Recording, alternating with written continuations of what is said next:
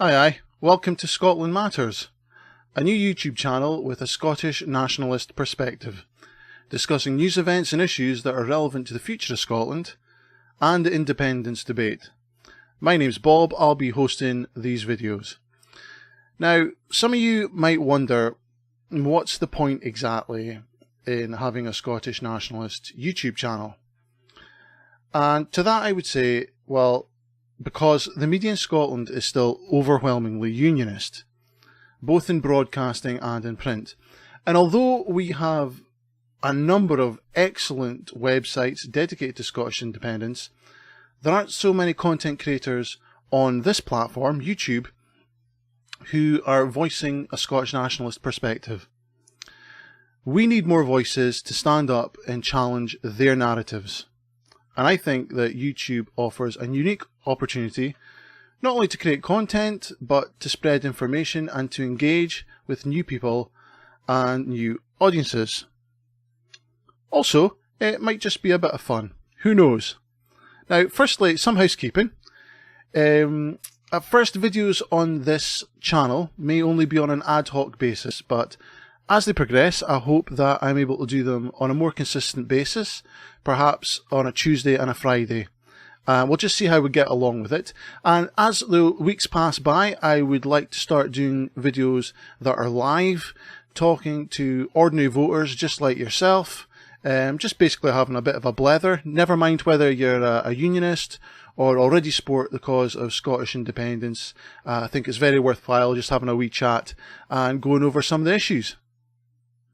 Also, if you do like this video, please remember to subscribe and to share, because that's the one thing that's going to make this whole endeavour worthwhile. So today what I want to talk about is an issue that has been back in the news again. It tends to crop up every now and again, and it's Gaelic.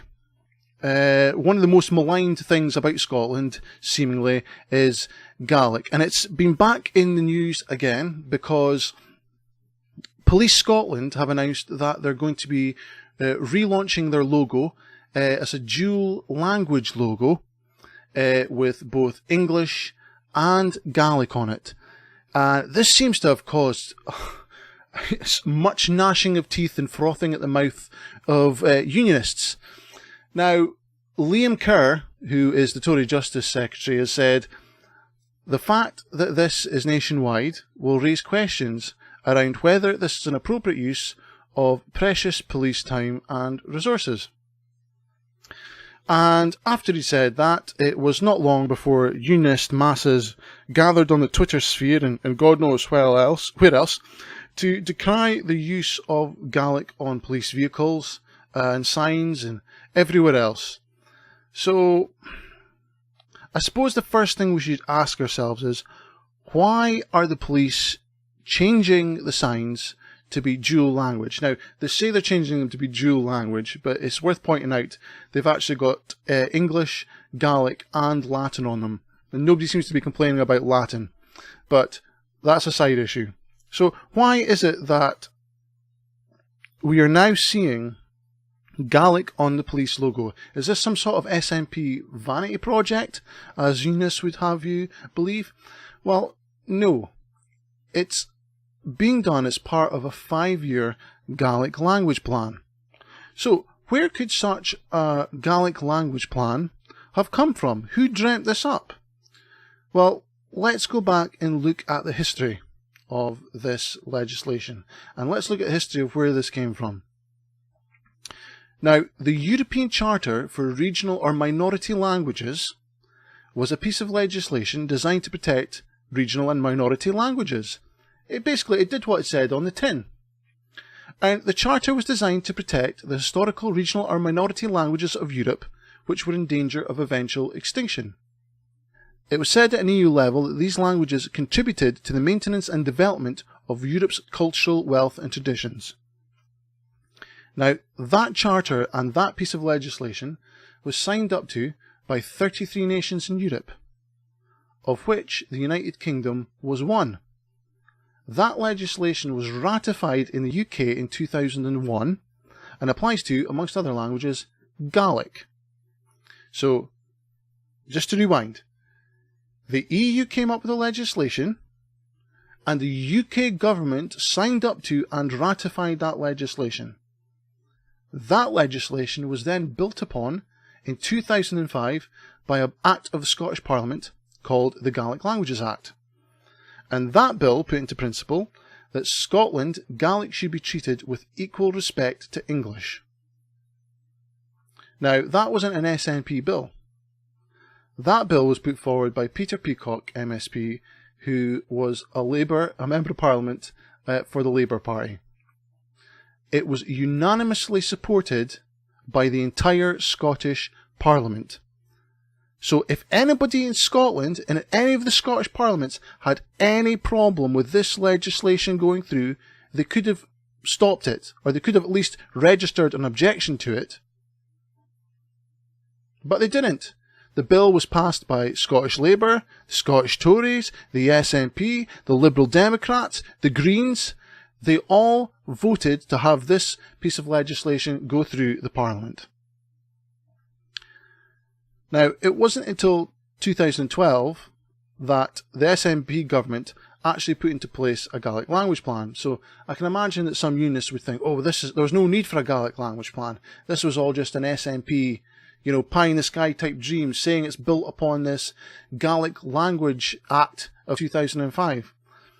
But let me just read you the first paragraph from the Gaelic Languages Act. It reads, an Act of the Scottish Parliament to establish a body having functions exercisable with a view to securing the status of the Gaelic language as an official language of Scotland, including the functions of preparing a national Gaelic language plan, which is exactly what the SNP put into place in 2012. So I'm left to conclude one of two things. One, either these politicians who are complaining about the dual language logos and the dual language signs are either unaware of the legislation that their own party has already signed up to, or they are aware of the fact that their party has signed up to that legislation, but they feel there may be a political capital in opposing it now. So they're either stupid or two-faced. I don't know which it is. You'll have to make your own mind up about that. So, in summary, the reason that this is happening is because it was an EU charter which was ratified by the UK government, which was then unanimously approved by the Scottish government, and then was put into practice by the SNP in 2012. And it's only now that this is being drawn out and actually put into practice and put into reality. Okay, so now we know who is behind the legislation and behind this drive to expand the reach of Gaelic. Everybody. We can move on to the cost, because that seems to be the other big bugbear of the unionists, that this is just going to cost too much money. So it's quite an unusual complaint, because anyone who's read any articles on the issue will know that the Gaelic logos are only being rolled out onto new pieces of equipment as they replace the old. So in other words, there's no extra cost, because this is just the natural replacement cycle of items as they get old. In fact, a quote from the Herald newspaper, which I'll put the link in the description below, says, this logo will also be carried on signage, stationery and vehicles, and will be introduced on these items as they are replaced or reaching the end of their serviceable life. So therefore, there's no cost.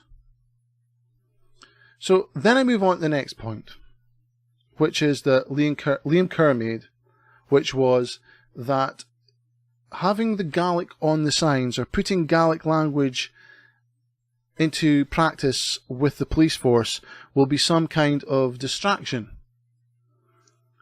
Now, I'd love to come up with a rebuttal to that argument, but I can't, because I don't actually understand what he means.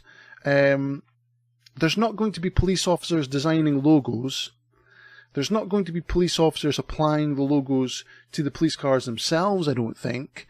So I'm not sure how he thinks this will actually be a distraction to anybody. I'm confused about that.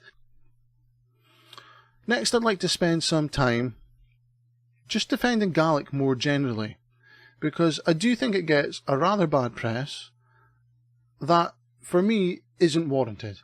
And I want to discuss the reasons for that and reasons why we should actually support Gaelic. Firstly, tourism is worth £5 billion to the Scottish economy every year, and it makes up 5% of GDP. Now, why do you think people come to Scotland in the first place? Is it because Scotland's the exact same as everywhere else? Is it because it's the same as the rest of the UK? Or is it because when tourists come to Scotland, they're looking for something uniquely Scottish? I would have to say it's the second. And although I'm not saying that tourists are coming here to look at our wonderful Gaelic signs or our Gaelic police logos, it does help to reinforce the idea, even just a little bit, that this is a part of the United Kingdom, which is maybe just that little bit more different than, say, Birmingham and Manchester are, as compared to each other. It helps to set us apart, and anything that we can be doing to set ourselves apart as a country is something that we should not be sneering at all. People who come to Scotland, I mean, some of them are coming for the modern Scotland, but a lot of them are coming for that historical Scotland because they've seen Braveheart or they've watched Outlander or something along that nature, and Gaelic helps to add to that. It helps to add to that image and improve our global brand. So why the hell wouldn't we put it on our signs and logos?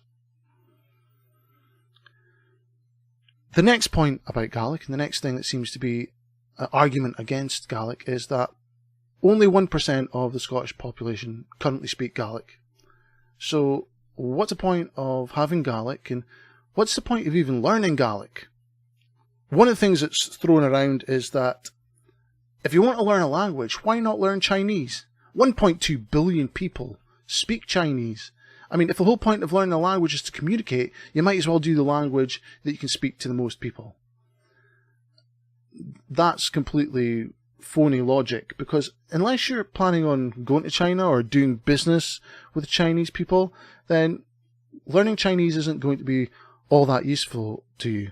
Same with Spanish. It's not going to be all that useful to you unless you can get a visa, because, you know, we're not going to be able to go there and just live there willy-nilly anymore. You know, any language you're learning has to be useful to you. You have to be able to say, well, what am I going to be using that language for? And if you're planning on staying in Scotland, then Gaelic might actually be one of the very best languages you could possibly choose to learn. So, for instance, if you're planning on staying in Scotland and having a career, say, in broadcasting, journalism, any kind of media, Gaelic would be one hell of a useful language for you to learn. I think the BBC alone spends between 17 to 18 million on Gaelic programming every year. Gaelic has its own newspapers, its own radio stations, its own television stations. If you're studying to be a journalist, Gaelic would be an incredible string to your bow to have, so why wouldn't you want to know it? Again, although it peaked at a certain point in history, it wasn't part of Scottish history for all of Scotland's history, but Gaelic has been an important part of Scotland's history. So if you're going to study history, archaeology, a subject along those lines, again, Gaelic could be an incredibly useful language for you to have. And thirdly, if you're into folk music, or if you're a folklorist, a performer, or even just an appreciator of our music, Scottish music, then again, having a grasp of Gaelic would be an actual fantastic thing for you to do. Obviously, every language has its own benefits, but Gaelic is a language which is part of our own cultural wealth and traditions. Now, the next point, this sort of fire towards Gaelic, and a good reason not to have it on the police signs, is that it's a dying language. But Latin is also on the police logos, which is a dead language, but you don't see anyone complaining about that being on the logo, which I find strange. Now, it is true that at the moment, Gaelic is a dying language, but that is why we have the EU Charter. That is why the UK signed up to protecting it. That is why the Scottish Parliament did the same, and that is why we have a Gaelic language plan. It's to try and preserve this unique cultural part of our own traditions. So, all that said, and to conclude and to wrap this whole thing up, I have to really wonder what it is that so upsets unionists about the Gaelic language. What is it that really upsets them? Because, as we discussed, it doesn't cost anything to change the logo to include Gaelic, and it wasn't an SNP policy, but although they seem to think it is, and I think that's part of it, and there are good reasons to learn Gaelic. So what is it that is so upsetting to them about Gaelic? Well, on that point, I can only speculate. I don't know their minds. I don't know why it is that it frustrates them so. But my thought is, it's because it's uniquely Scottish. It's because it is something that we have in this part of this island that isn't elsewhere. You see, although British patriots, which is what they like to be called, although British patriots will tell you that they're proud to be Scottish, and they're quite happy to talk about Lorne sausage and iron brew, their idea of what Scotland is very much confined by Britishness. Anything too outside the narrow confines of Britishness is just a little bit too Scottish for them. And that's quite a sad indictment of their brand of British patriotism. Because theirs is a little patriotism. It's a little Britain. A British identity which is so small and so petty that it doesn't even have room for Gaelic, one of the important foundation stones of Scottish culture, and one which has played an important part in our nation's history. It's really quite sad. I actually hope that whether people are nationalists or unionists, they can come to appreciate the fact that Gaelic is one of our languages. It might not be one that you use or something that's particularly relevant to you, but it deserves slightly better than your disdain over the use of it. Thanks for spending time listening to me ramble on about our other national language. If you've got some ideas for videos in the future moving forwards, if you've got comments on this video, if you'd just like to get in touch for any reason, please do. And I really look forward to hearing from you. But anyway, that's it from me today. So until next time, cheerio.